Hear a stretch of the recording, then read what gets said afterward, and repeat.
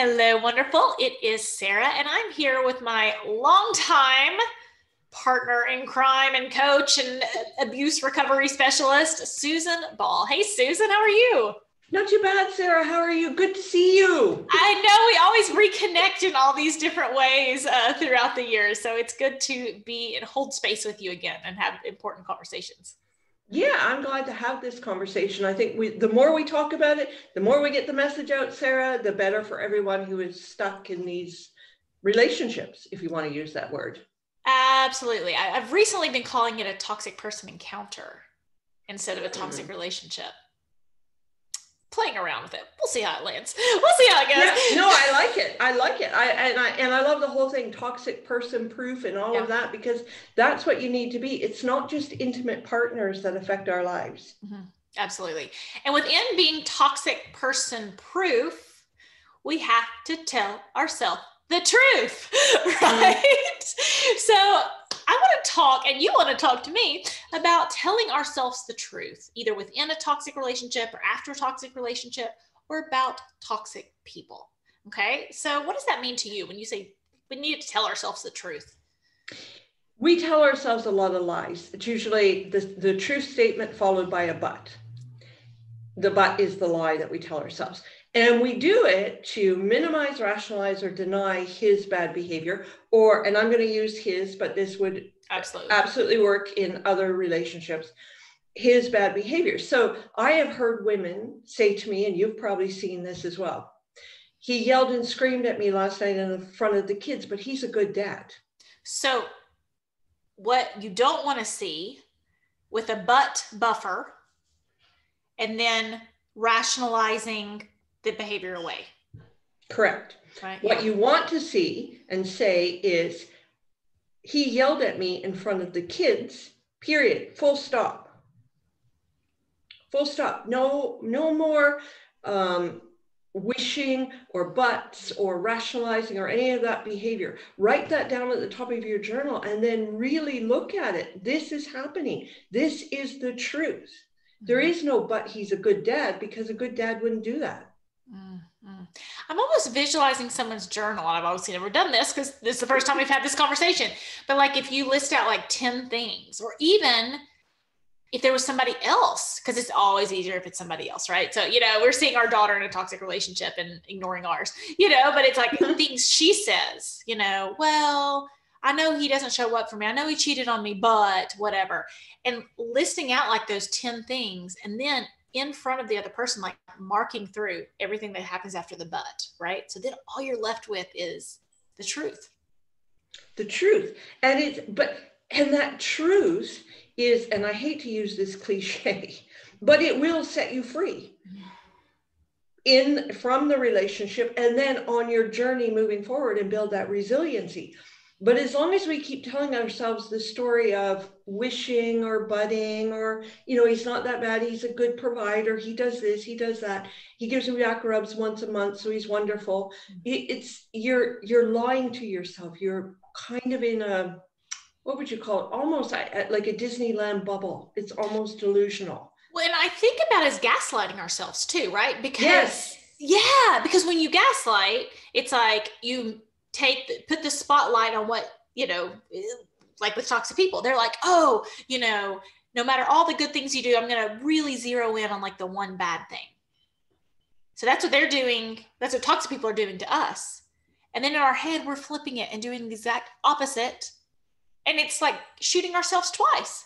So within the relationship, the only focus is what we do wrong. And then in our heads, the only focus is what they do right. Yes.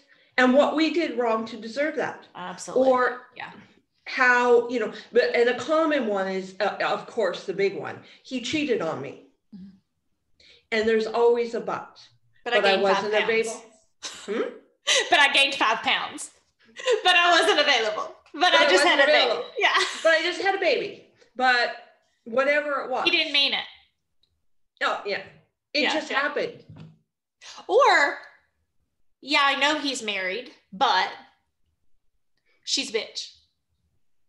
That's another one. Right? How many times have you heard that one? And ladies, if you're listening and they are saying they're not leaving their wife, but they're throwing her under the bus all the time and saying she's a bad person and saying she's crazy and saying she's a narcissist and saying they all say that.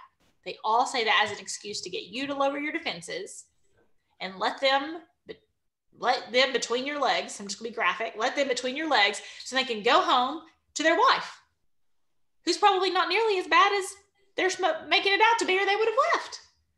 Exactly. And that's another one. That's another one where we're not telling ourselves the truth, or exposing that as a red flag or a big red light in our eyes to say, okay, why? I'm a woman. This is a woman he loved at one point. Why is he talking trash about her? Mm-hmm. Is that what he's going to do to me? Like being real and telling the truth, sitting back and saying, well, he could say that. Some talk about their mother trashy. Now, maybe mama was a bitch, who knows? Mm-hmm. But if you're having conversation where he's just opening up and saying, my mother was, that's a red flag. Mm-hmm. Mm-hmm. Why do you think we ignore them? Well, in my particular case, the red flags, the lies were right there, Sarah. You could have slapped me with them like with a big fly swatter. That's how obvious they were. He was married, he had children, he lied, he cheated, he did all of those things. And for me, it was simply because I had this big gaping trauma response, child wound, child hurt, whatever you want to call it, whatever resonates with you, of abandonment and feeling I didn't belong, I wasn't worthy of love. So that rationalization, minimization, denial that I would put to all of his bad behavior was because this wounded part of me was desperately seeking that connection, that love, that to fill that abandonment wound. So it was like I would go, oh, so he is married, I've discovered. Instead of saying, that's it, out you go, F off, I was like, well, I've never been the other woman before. Maybe it's better to be the other woman. Like, seriously. I know. And I did the same stuff, and that's what I want everybody to hear. Like, we are raising our hands, not pointing our fingers. Like, been there, lived that. Life is better on the other side. There is no hope in the lying to yourself, right? There's no joy in that. When I look back at the lies I told myself, Sarah, I laugh now. Right. Because there's no point in crying over it. And I've forgiven myself for that's lovely. That behavior. Yeah. And I know, because I know it would never happen again. I'm aware, I'm open, I see it, I'm honest with myself, I value myself, all of those things. But in order to get to that point and set those boundaries and set those standards, Sarah, and you know this, you have to go deep within yourself and figure out why you let it happen, why you accepted that, and why you lied to yourself when the truth was slapped right down like a big steak in front of you. Imagining all these little things, like even like the old comedy sketches where there's like that big like mackerel, or like a big fish, and someone's like slapping him with the truth. It's like a big fish. And next time I try to lie to myself, I'm going to imagine that fish coming in, right on my face. But it's so true. That's what we do. We need that big fish. We just don't wake up. And this is, again, as Sarah said, not pointing fingers. I would never point fingers at someone. But this is to tell my truth, to say that inside of you, there's a reason why you're accepting this. And looking at it and looking for excuses and ways to bubble it and package it so it makes you feel better, when in fact the truth is he's an abusive, inconsiderate jerk. Yeah. And with no, but he's a good dad. Or, but he's a good lover. Or, but he's successful in his job. Or, but I'm sure he's going to leave her someday. Or, but whatever. Right? No buts.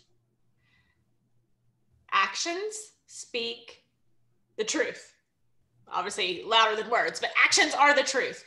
And I was having a discussion with Lundy Bancroft, and he, how do you know if people change? They actually do. Like, that's how you know. And we want to make it this like really complicated. It's like, oh, well, how are they changing? Make a list. Oh, well, they promised they would change. That's not on the list. Well, they bought me flowers when they got in trouble. That's not change. No, that's nothing. And questioning yourself, not questioning their behavior, questioning yourself. That's where the truth lies. Hold up. Yes. Okay. We question ourselves rather than their behavior. And being toxic person proof, like Susan, right? We have to question their behavior and stop questioning ourselves. The end. The end. The end.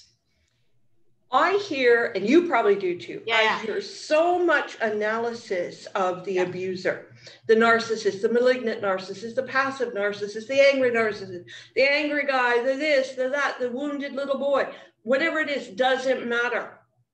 Doesn't matter. I don't care who he is or what his problem was. That's his problem. Yes. The question you need to ask yourself every night before bed and again in the morning is, what am I willing to put up with? Why am I putting up with this? Do other people put up with this? How can I go and find help for why I'm putting up with this?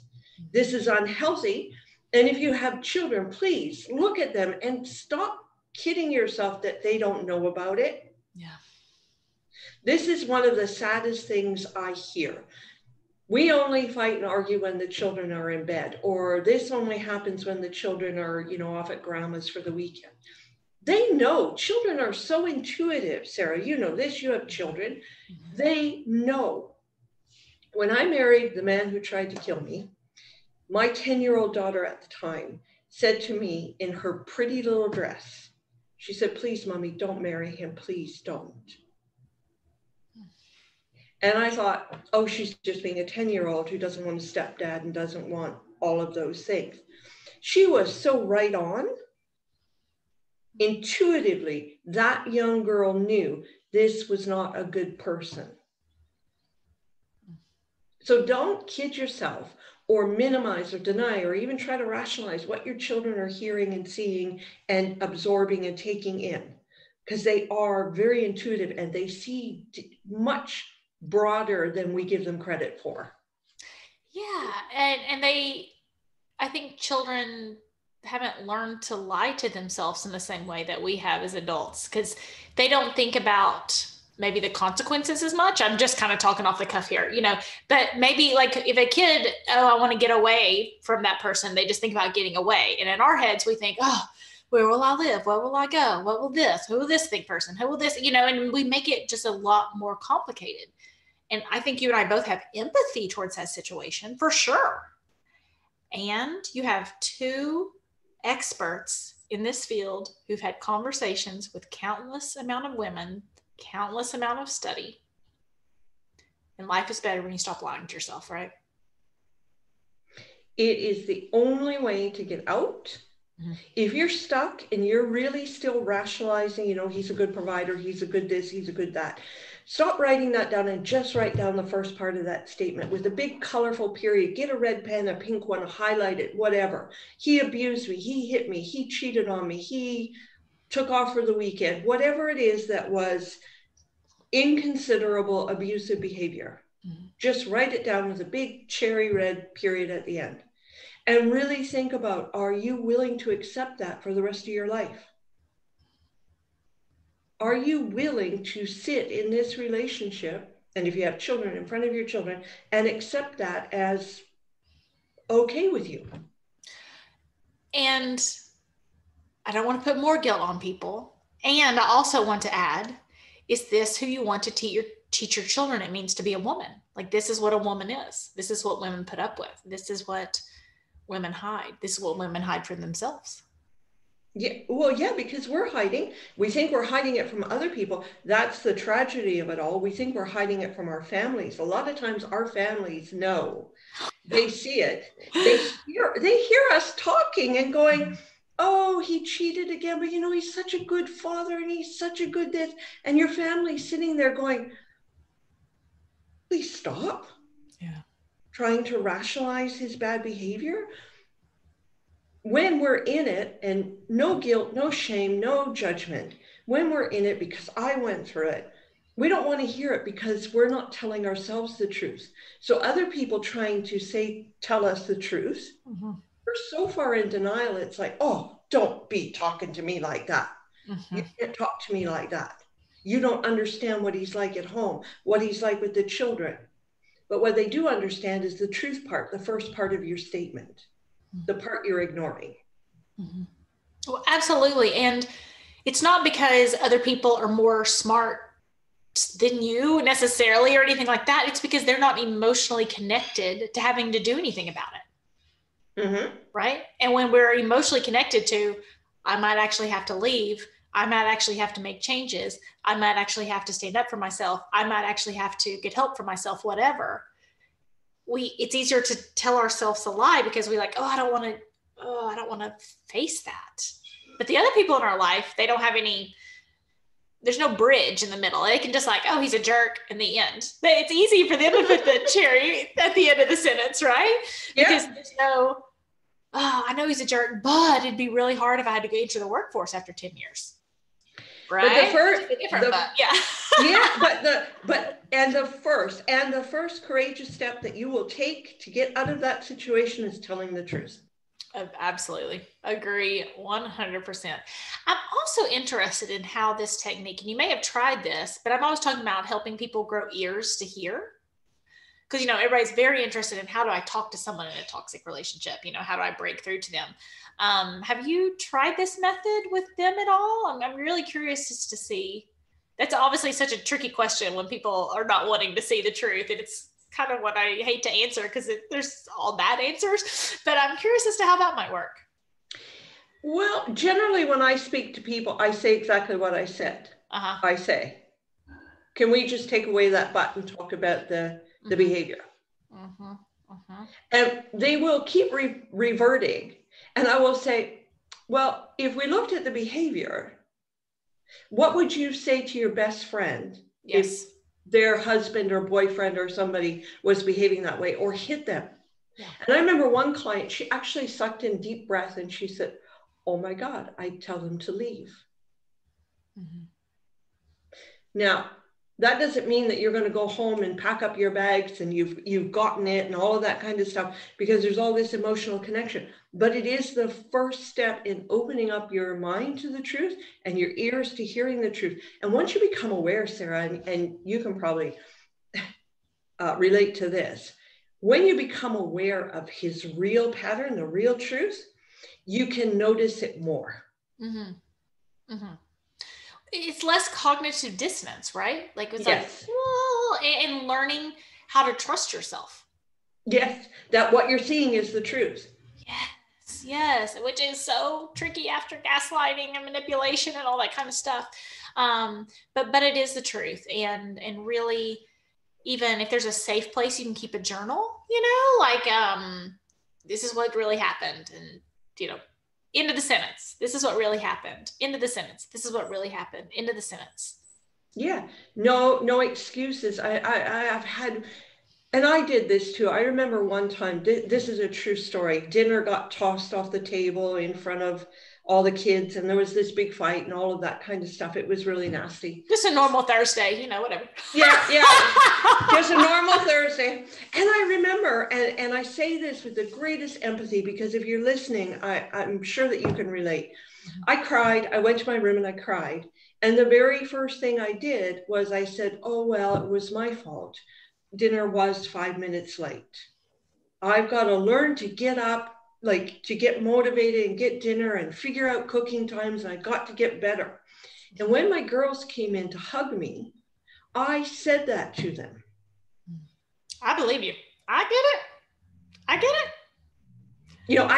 I'm sorry that all happened. It was, mommy didn't get dinner on the table, and that we know mommy, but they knew a lot more. Well, and one of the lies we tell ourselves, though, because if we make it our fault, then we can change it. Exactly.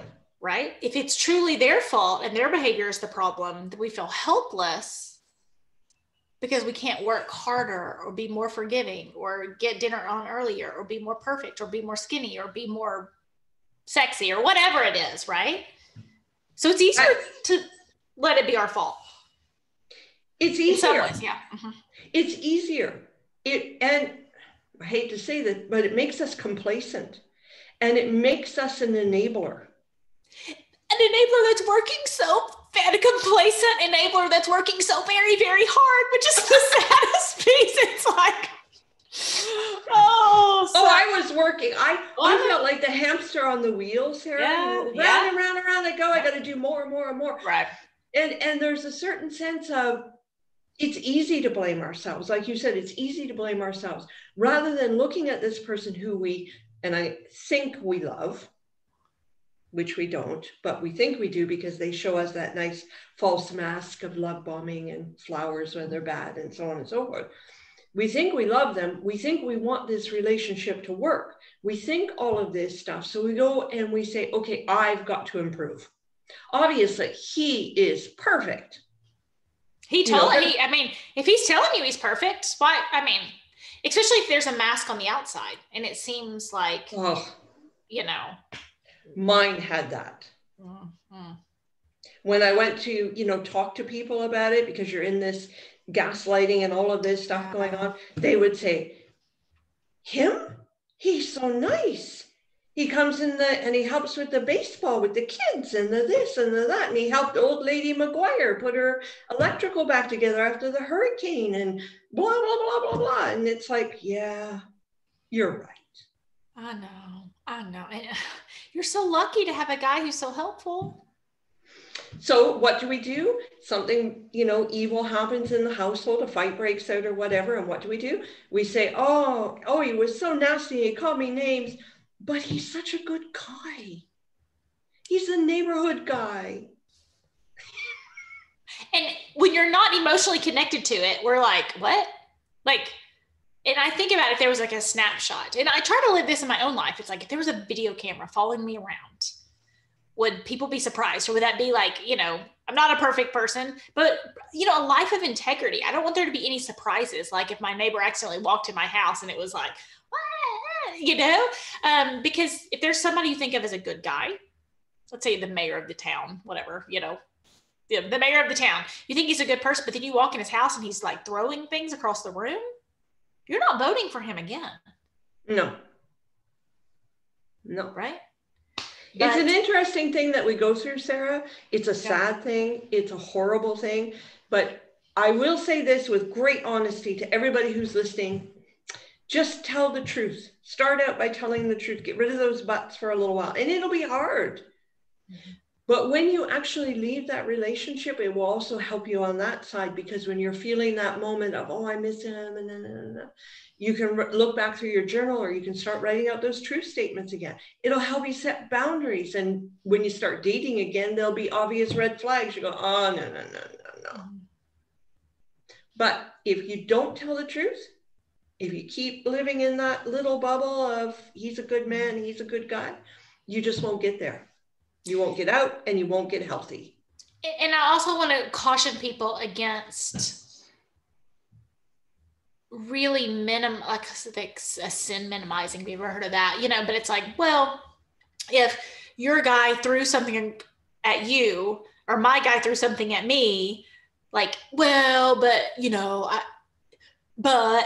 he's had a hard day at work. But that's a common one. Right? He hadn't had his coffee, but I really do not only caution you doing that to yourself, but also because I hear people and it's like, he's not really that bad. I hear you say something like he's throwing something across the room. He's really not that bad. I mean, he's financially abused me for the last 3 years. I can't even have a credit card, or I can't even do, there's always something in someone else's life you're going to go, oh, but if they were looking at your life, they'd be going, oh, too.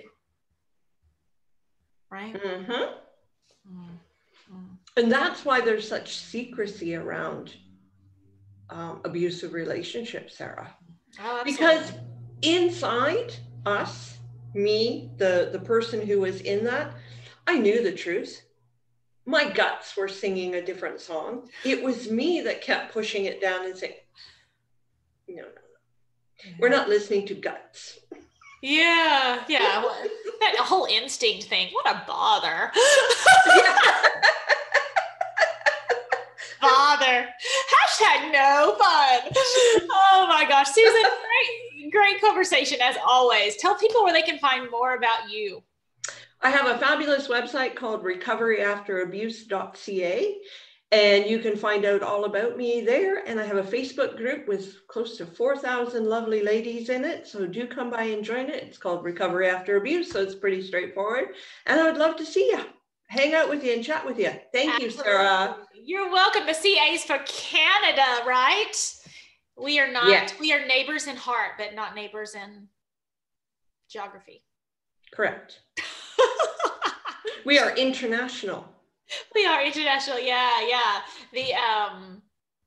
Talked to a lot of people from the UK recently. I haven't talked to Canadian in a while, so I was happy to have your name on my calendar again.